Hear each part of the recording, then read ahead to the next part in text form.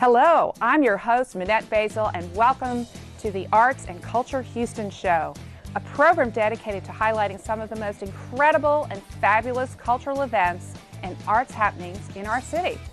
We're going to take you up close and personal into the world of an interactive art exhibition at the Museum of Fine Arts called Penetrable, and also a photographic exhibit right here in our own City Hall on the history of the phenomenal rise of Tampico, Mexico's oil industry. And finally, get ready for colorful and artistic new recycling trucks coming to your neighborhood soon. These are used as canvases for our artworks created by local artists.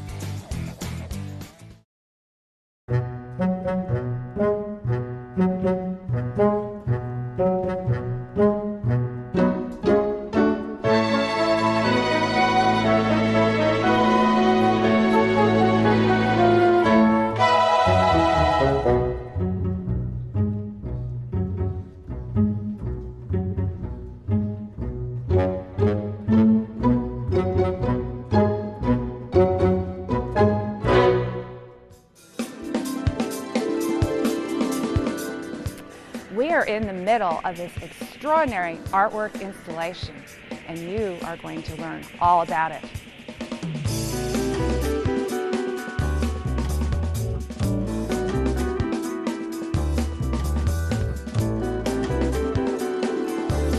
What Soto envisioned was a living work, something that would be part of people's lives, that would erase, the division between art and life. And so the whole idea of the Penetrable is that you actually, it's a work of art, but you enter the work of art, you interact with it, you feel it in your body, and your senses are expanded, as a result of the experience of the Penetrable. The Houston Penetrable is actually a major feat for the Museum of Fine Arts Houston. It is what we call a site-specific installation, a Penetrable by the world-renowned Venezuelan artist Jesus Soto, who was one of the most important artists of the 20th century, not only for Latin America, but also for Europe. He actually lived in Paris since the 1960s and was one of the leaders of the kinetic art movement worldwide. After studying the history of the Penetrables, we realized that Soto had indeed done some of these works for interior spaces, but they no longer existed because they were ephemeral. They came down when the exhibition came down, and so there was no record of them. So we decided, what if, instead of doing the Penetrable outside, we bring the playground inside the museum? And so Soto loved the idea, and of course, we have this amazing space, which is Cullinan Hall, which was designed by the German architect Mies van der Rohe. It's a very, very special place and gallery, and it was the ideal site, for this work. So Soto was really excited about this idea, and he set about to work. He finished the design in December of 2004, and unfortunately, in January of 2005, he passed away. And after that, it was a very long journey to finalizing the design and production of the Houston Penetrable. We were very lucky to be able to work with the Atelier Soto in Paris and with two of his closest collaborators, the architect Paolo Carrozzino and the producer Walter Pelvoisin. And together, we had to figure out a way to make this masterpiece work in the space. The designs were there, but the Houston Penetrable has one very special feature, which is that most Penetrables that Soto did were monochromatic. That meant that they had all of these strands in one single color that he would buy, from industrial products. In this case, he designed a Penetrable that is all transparent but has a yellow ellipsis in the middle. And so it was the production of that yellow ellipsis, how to paint it onto these transparent strands. That was one of the biggest challenges. We had to work with a paint fabricator.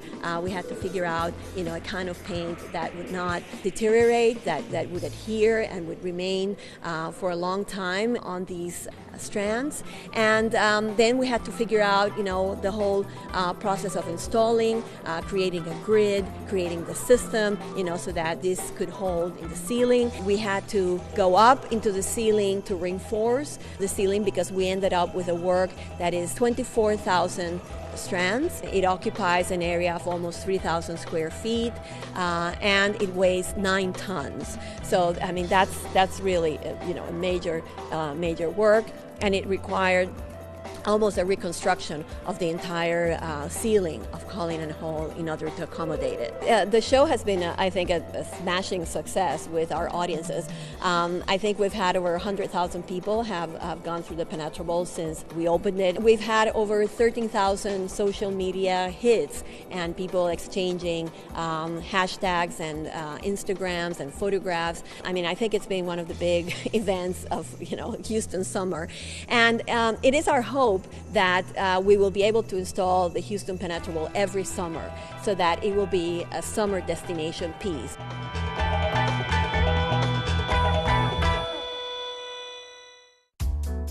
Stay tuned. We'll be right back.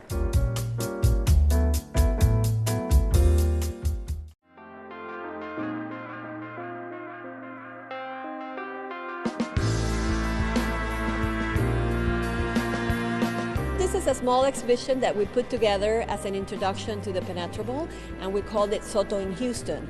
Half of the works belong to the Museum of Fine Arts Houston collection, and the other half belong to some of our patrons and local collectors. So we thought that it would be a good way to show how the Houston collecting community has appreciated Soto's work from the very beginning. Most of these works really show the evolution of Soto's thinking with regards to the idea of movement in art. Soto was, as I said before, he was one of the leaders and the pioneers in what is called kinetic art, which means art that is involved with movement. And as we know, movement is one of the problems or issues that have concerned painters from the beginning of time. The idea of capturing a moving body in what is essentially a static medium, such as painting, has been one of the big, problems that painters and artists have faced from the beginning. But Soto discovered something else, which in my view was even more radical. He discovered that movement does not reside in the work itself, but in the viewer, in the spectator. And so he created a system that consists of a series of parallel lines, and then there are 2 planes basically. A plane that has parallel lines drawn into it, and then another plane that has parallel lines or some other kind of design. When you juxtapose these two, as we're going to see in some of these works, an effect is produced, in the retina of the eye, and a movement is generated that is generated by the viewer himself. You need the viewer to complete the work. Otherwise, movement doesn't exist. And that was a very important, very radical finding in this process of trying to capture or produce movement in art. This work is titled 36 Squares with Yellow Band, and it's a work of 1969. And we can see here the same principle that he has been using in the earlier works. You can see the moire, what is called the moire background, with the parallel lines in black and white. And then on top of that, he has been experimenting with relief squares that are done in aluminum. But when you move in front of these squares, even just one step to the side, you're going to see how these squares are going to be vibrating. They're sort of like jumping out of the plane, and they're creating a very subtle movement. This is, again, the notion of movement as Soto conceived it for the work of art.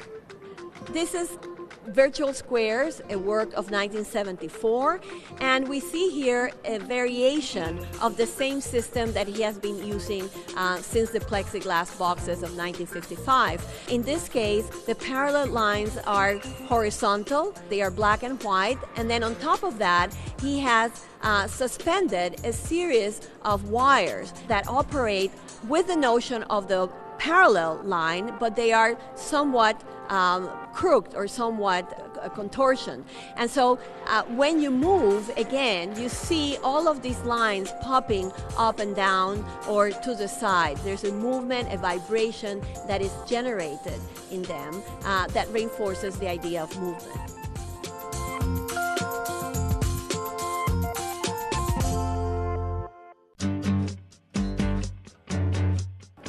We are looking at a work called Sphere for Basel of 1997. This is a model that Soto made for a much larger piece that is in Basel, Switzerland.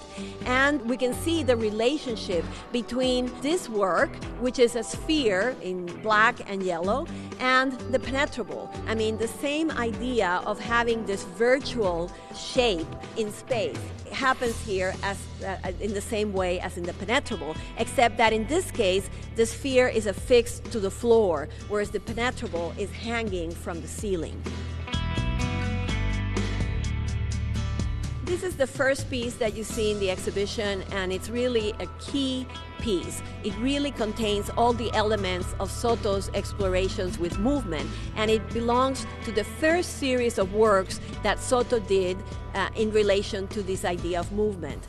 It is called Untitled: Kinetic Structure of Geometric Elements of 1956, and it is made with paint, plexiglass, wood, and screws.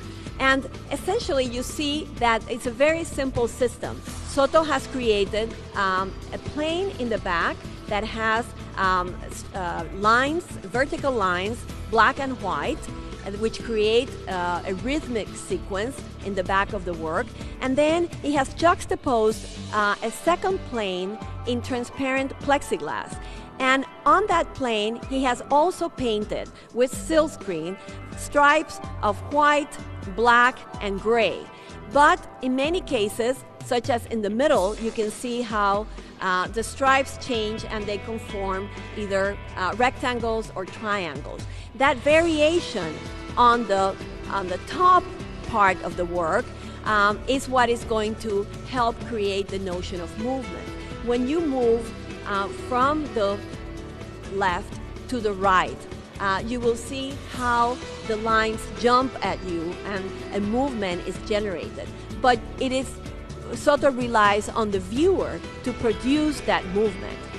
That movement does not happen in and of itself. If you look at the work in a static position, there's not going to be any movement. You really have to walk in front of the work for that to be produced.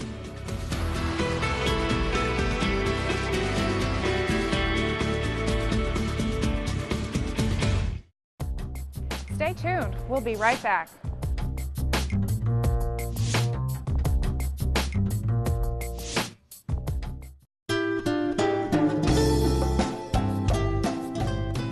Hello, my name is Marisela Cruzeman. I work with the Mayor's Office of Cultural Affairs, and I'm here to interview Marco Bracamontes, who is the curator of the exhibit in the City Hall tunnel, and the title of the exhibit is The Birth of Mexico's Oil Industry.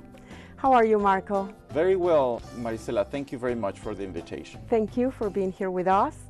Can you give us a brief description of this photographic exhibit? The Birth of Mexico's Oil Industry is a collection of approximately 45 images, including photos, maps, and other documents related to the early years of Mexico's oil industry. That goes from 1900 to 1938, when the industry was expropriated by President Lázaro Cárdenas.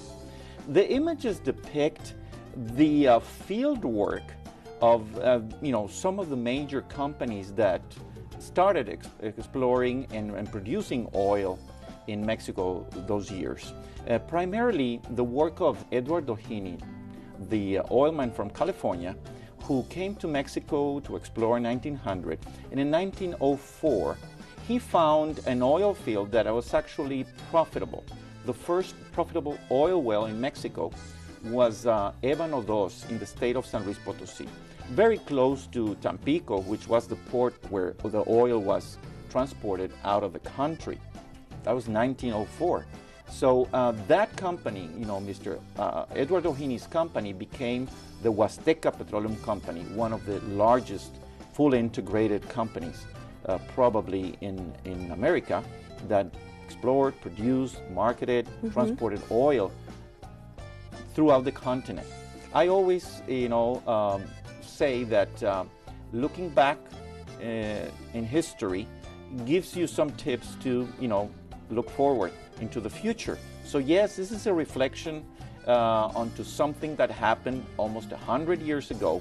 But then again, it highlights the collaborative effort of, people from all over the world exploring, the entrepreneurial spirit that it takes to build something so important like the oil industry. And now it's a different time, it's a different century. Now, the world has changed a lot. There's a lot of experience. The Mexican oil still belongs to the nation, still belongs to the people of Mexico. It's just a different approach to exploration and production. So this show depicts some of the key moments in that production, which was very important. 1921, Mexico became the second largest producer of crude worldwide, behind the United States. That's pretty amazing. There's some images that depict, for example, the oil field called Cerro Azul, which was the largest oil field, the largest oil well in history. This was drilled by the Huasteca Petroleum Company again, and it's recorded in history as one of the major producers of crude. There's also images of Potrero de Llano, which was an oil field by the Aguila Petroleum Company. Let me ask you about the Aguila, because I remember when we were looking at the exhibit, you mentioned that that particular photograph was really important because El Aguila is currently still very, very known in Tampico after all these years. El Aguila became the trademark of choice in Mexico. They developed a very good image. They established the company as a Mexican company. They invited some board members to the company, and it just became part of Mexico. El Aguila in Mexico was part of the same thing, and they employed a lot of people. So yes, some of the images depict, for example, the founder, Mr. Whitman Pearson from England, Mr. Everett de Golyer, who is the father of American geology, who was an early explorer in Mexico and who found Potrero de Llano. Potrero de Llano was the first big oil field in Mexico. That was a breakthrough for the industry because before that, there were oil wells that produced enough oil, but this was just like huge oil. So that made Mexico into a major player worldwide. Mexico became an exporter of crude in 1911.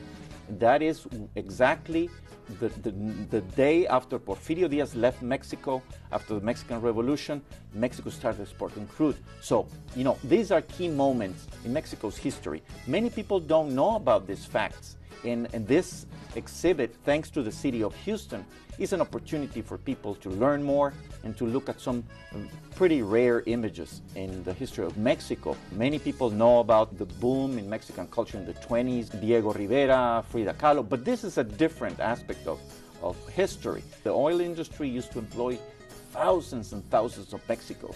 What I say, everybody has a relative, an uncle, a father, a grandfather who worked for El Aguila, for example. So we're talking about something that belongs to the heart of Mexico. And that's why I'm so passionate about it, because I was born in Tampico, right, and I saw some of the key buildings and some of the history. I lived through it. Can you tell us a little about the Tampico-Houston sister city relationship? The sister city between Houston and Tampico was established in 2003 after the mayor of Tampico, we submitted a proposal to City Council.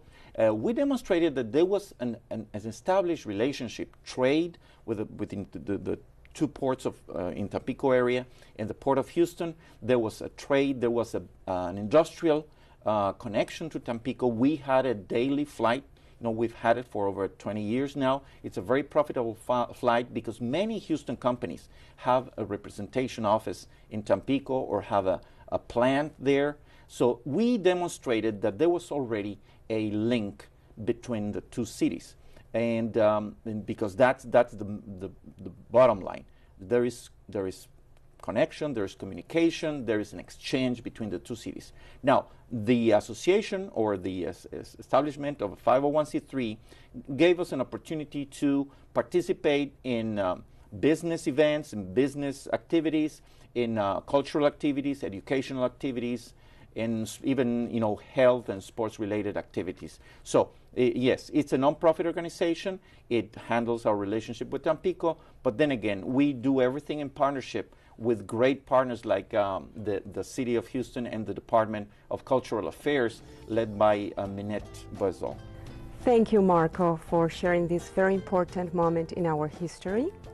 I'm sure all our viewers love all this information, and we thank you very much for watching us.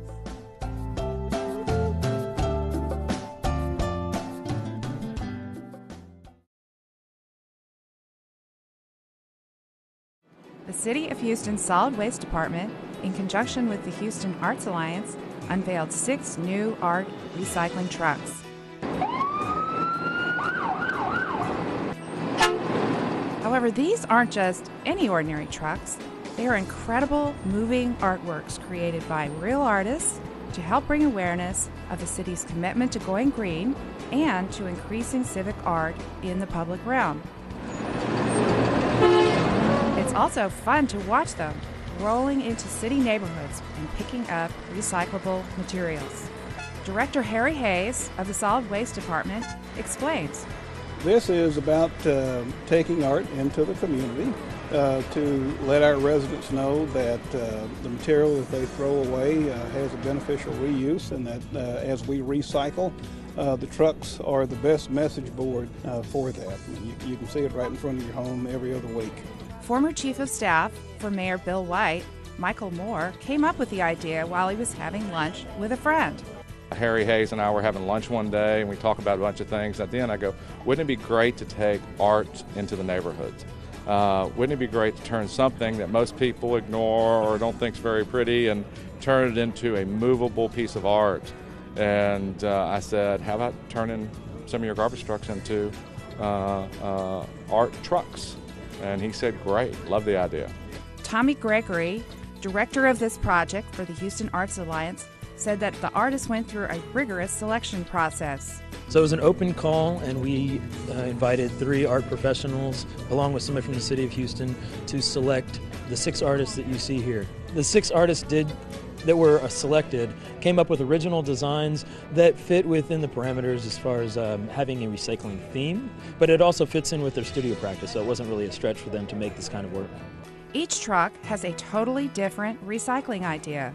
These include The Green Dream by Pablo Jimenez Sapiola, Patterns of Consumption by Core Design Studios, Mad Tax Beyond the Astrodome, that's really interesting, isn't it, by Aaron Munoz, I Have a Positive Impact by Ariana Roche, Recycled City by Kia Neal, and finally, Forest for the Trees by Troy Stanley.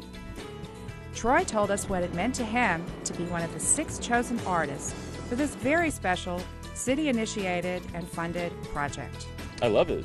I'm actually, hearing more about the project, and I got to meet the driver, and he's awesome, amazing person, and and seeing it full scale, I'm really excited.